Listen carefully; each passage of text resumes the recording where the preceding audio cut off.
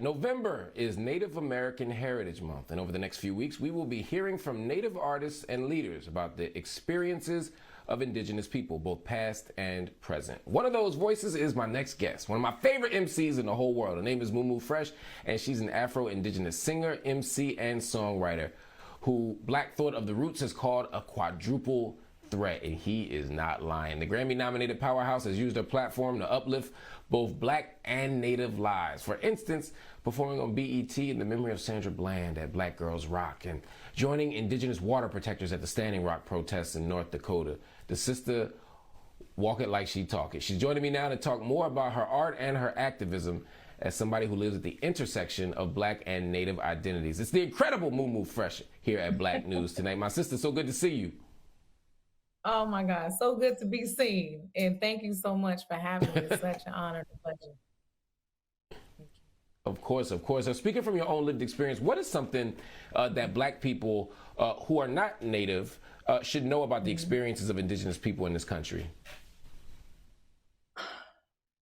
Black people who don't have shared Native experience should know that we are more similar than we are different.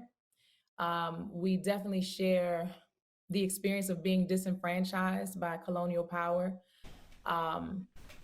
and some of the ramifications of that disenfranchisement looks like drug abuse, looks like alcoholism, it looks like living in a food desert. There's a lot of the same things that plague Black communities and plague ghettos, also plague reservations.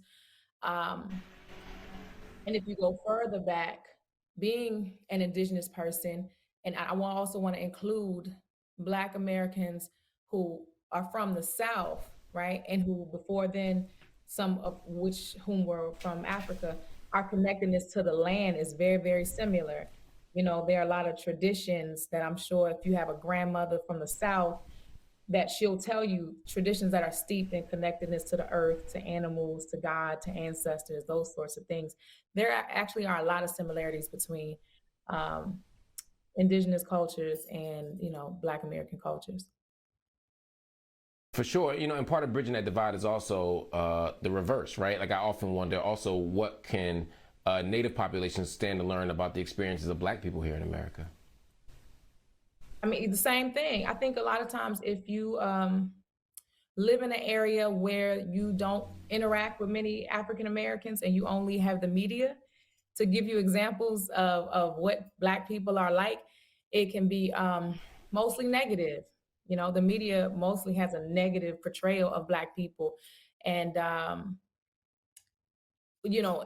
lot of my friends who are hip hop artists, who are Native hip hop artists, they have a better understanding because they tour and they interact more with Black people and can really see the diversity of the culture and the experience of Black people. But when you don't, there is a lot of misinformation, a lot of miseducation, I think having to do with European influence. It just does. A lot of anti-Blackness comes from the impact and influence of the colonial settler mentality. Facts. And it's divisive. It is everywhere in the world that the colonial power goes, they're divisive and they're anti-Black, so it's, I think it's important for us to just, again, to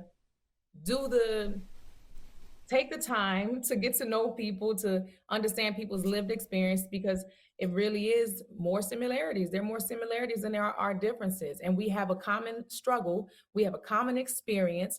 We've been disenfranchised in the same ways, and we can use some of the same steps to regain power, both political, economic, and cultural, because a big part of what Native people went through, as well as Black people, is cultural genocide.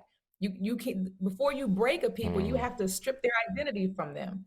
And that's what happened for all of us. Our language was taken for Native people and Black people. Our God was taken, our cultural practices, our clothing.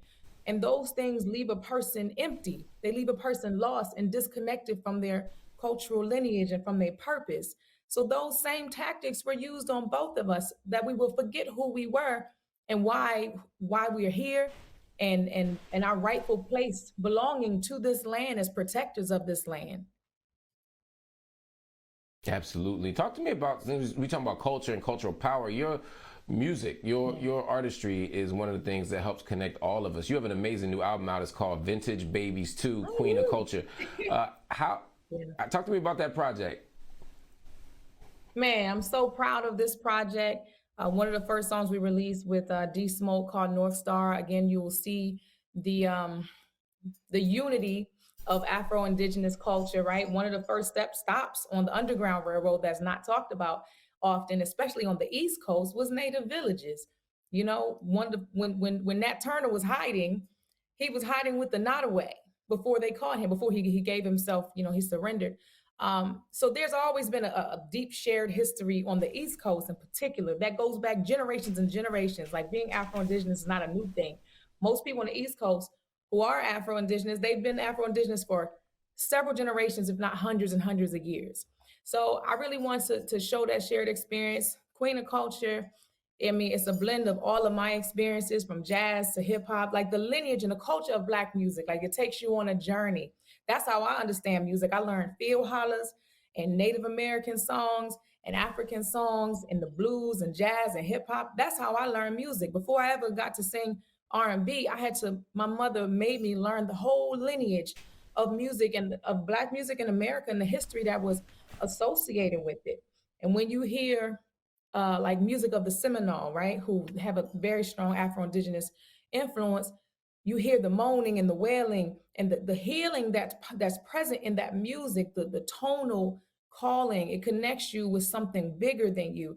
And that's what I really wanted to bring forward with this project, where there'll be times in the album where you'll just hear sounds, calls, moans, wails, and we'll tell stories. We're talking about reparations, and we're talking about, you know, I connecting back with the divine. We're talking about our purpose and our place. We're talking about reconnection with the land and all of those different things. And we're talking about, you know, fun stuff too. We're talking about love and partying and everything, the full scope of our experience here, like how we came to be, and just unapologetically living in our authenticity, you know, not waiting for somebody to sanction your you-ness.